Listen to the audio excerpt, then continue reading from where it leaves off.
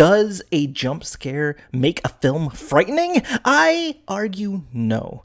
To me, scary is not something jumping out at you. That's just startling. Scary to me is something disturbing, seeping into your brain, preventing you from sleeping. But I am always tense and scared that there could be a jump scare at any moment, so maybe it is scary. What is scary is personal. I am not scared of spiders, but the 8-legged monsters terrify so many. As a horror movie fan, I want to know what scares me. I'm not particularly scared of monsters being overpowered. So overpowered, you can't defeat them. Eldritch horror has no effect on me. If it's going to be a no-win situation no matter what you do, it's just easier to accept your fate and embrace the end. The loss of control terrifies some people. Oddly, outside of movies, the inevitability, an overpowering, undefeatable monster called death is my biggest fear. I think because the concept of there being potentially nothing after life scares me more than death part itself. It's really hard to make a good movie that's about nothing or that is nothing. Maybe it's the unknown of death that scares me.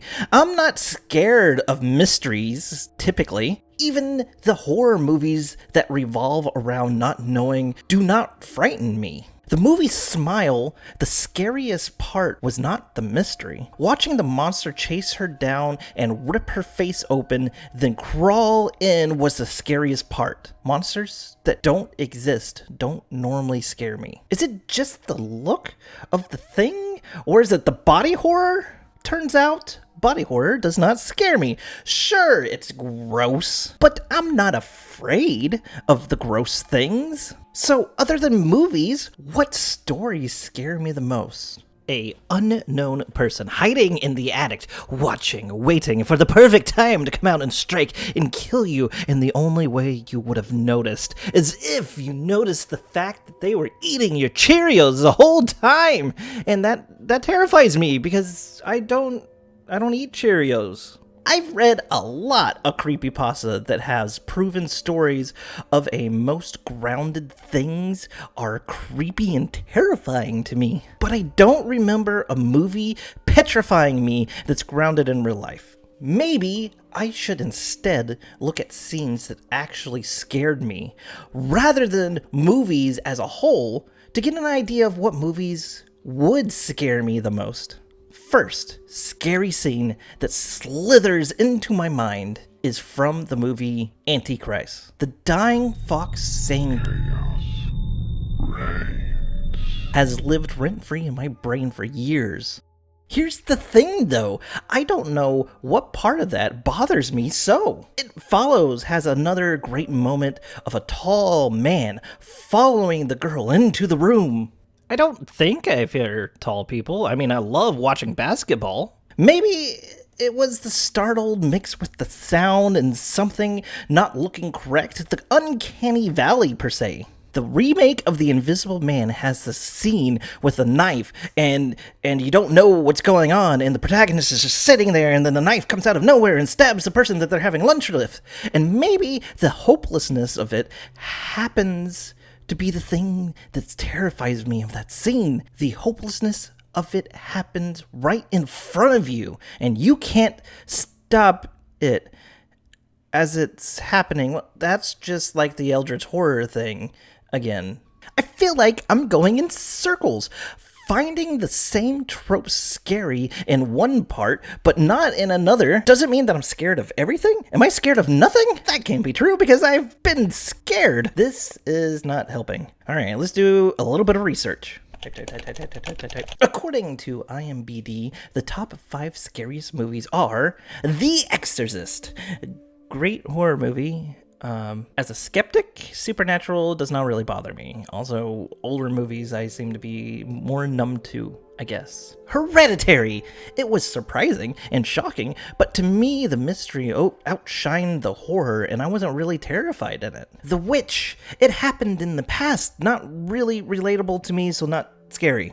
Texas Chainsaw Massacre. Gore-born slashers, a fright I did not have. The Babadook. I've actually not seen that one. I need to actually watch that one. That one's on my list of things to watch. So I'll have to watch the Babadook to see if maybe that's the one. All these movies are definitely great and enjoyable to watch, but not scary to me. Maybe being immersed in media and movies my whole life numbed me to the horrors on the screen. Knowing how the monsters are made might make them not necessarily as scary. No longer monsters they be. Let me tell you about the scariest movie I have ever seen, and maybe we can unlock what scares me the most in movies. Craziest things, it hits all the boxes that don't normally terrify me. Inevitable fate, supernatural, a bit of bloody horror, jump scares, wrapped in a mystery. All this stuff doesn't normally scare me at all, but picture this. It's a random night. My wife and I decide to go to a random movie at a mall, but we can't park in the front of the mall, for there are no parking spots. So, to the back we go. We were there, not in a particular scary movie mood, but decided, meh, let's go see one anyways. It can't be that scary. Then the movie Sinister happened. Ethan Hawke's character, Ellison, is a failing true crime novelist. He moves his family to a murder house where a family hung themselves. And a 10-year-old went missing. I don't remember if it was a girl or boy, but the 10-year-old went missing after the murders. He wants to write a new book about it and hopes to solve the mystery and find the missing kid. Ellison, that's a weird name. Ellison. I think I'm gonna call him Ethan, because that's the actor. Ethan finds a box in the murder house's attic that has films called home movies, and each movie is labeled something inconspicuous, but happens to be terrifying. The film labeled Pool Party 66 has a family tied to chairs and pushed into the pool, drowned. Barbecue 79 has a family burned to death in a car. I think you get the idea. Lawn Work 86 scared my wife so much she jumped and screamed, something I have never seen before and haven't seen since. They were all terrifying. That's what I'm trying to say. They're just terrifying. In each of the movies, you never see who's filming the acts, and a cult symbol is visible along with a creepy figure. Ethan matches the footage with actual murders that happened in the same year as what's written on the film cases. And in each of the cases, one of the kids goes missing from the family. Ethan discovers that the hunged family used to live in the house that the murder before happened in. So like the family, the hung family was in the lawnmower family house, and then they moved to the hung family house.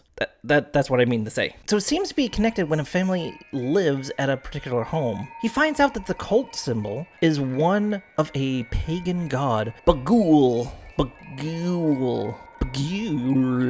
who would kill families and steal a child and slowly consume their souls. Ethan's buddy, Joan, thinks it's an initiation ritual to join a cult. The cult of the Buggy Boys dude, the Baguli Boy guy. Ethan's daughter, Ashley, starts seeing ghosts. One of the kids that went missing, in fact. Buggy Gatti Ghoul, but Begooled keeps haunting them until he decides that he's going to burn all of the film and move away from the house. This act doomed him because it is then shown that moving away from the murder house is what makes them the next victim. Then he finds a tape called Extended Cut Endings, and it shows that the missing kids are the ones that were the murderers of the families after all. Ethan drinks coffee, but the coffee is actually drugged, and then there is a note that says, "Good night, Daddy," and then he passes out to be woken up, tied to the floor with the rest of his family, except for his daughter, who then kills the entire family with an axe and films it the whole time, and then her and Buggy Guy walk together into the film because the film was showing at the end, and the film shows up, and this one was named House Painting, and Bug then jumps out for a very cheap jump scare at the very end of the movie. That I think that part was not necessarily needed because it was not great. The ending, as you can see, kind of it falls apart at the end. Up until like the end, it's really good. As soon as you actually start knowing more about the Buggy Boy, that's when Bagadoo sure Baga. As soon as you start knowing more about him, that's whenever it's bad. That's what I'm saying. And that was the end of the movie. When it was over, the mall was closed, so we had to walk like fools around the poorly lit mall parking lot with no one there. It was super creepy. That terrifying walk back to the car, being unprepared for a scary film to begin with, and the fact the movie cheated, I think is what made that movie scary. How did the movie cheat? Haha, well, thank you so much for asking, theoretical person that I'm talking to. The sound design was particularly made to be super creepy. It used a 19 hertz infrasonic sound that humans feel but do not hear. This made it so anybody watching it was at unease to start with. And then the sound design also included vocal moaning, hidden demonic messaging, and rhythmic loops that come together to particularly scare people and put people on edge. It did such a satisfying job at scaring people. A study was conducted in 2020 that used a heart rate monitor and said that this movie was the scariest movie. Even though I would say after rewatching, it's not really the scariest movie. So maybe I'm scared of sounds. With misophobia, that makes sense, I guess. But even this movie is just scary till the halfway point, and then it goes downhill fast. As soon as you know too much. And maybe that goes down to the mystery again. What scares you at a movie? What is the scariest scene you can remember? Do you even like scary movies? It's okay to not. And what even constitutes a scary movie to begin with? Thank you for joining me on my journey through scary movies.